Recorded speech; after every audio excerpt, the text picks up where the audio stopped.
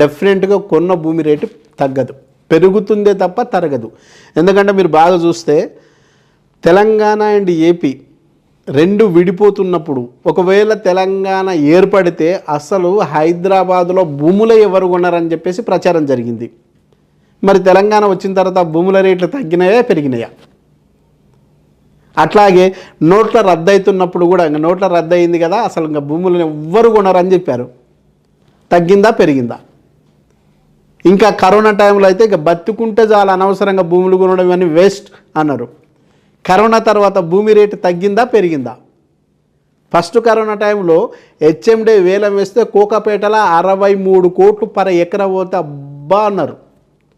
అదే మూడో కరోనాకు మళ్ళీ యాక్షన్ వేస్తే 1 ఎకరా 100 కోట్లకు పై పోయిందా లేదా? తగ్గిందా పెరిగిందా?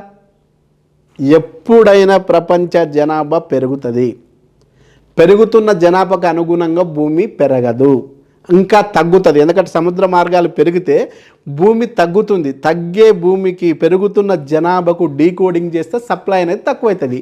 సప్లై తక్కువ ఉన్న దానికి ఎకనామిక్ సూత్రం ప్రకారం ఎనీ టైం డిమాండ్ ఉంటుంది.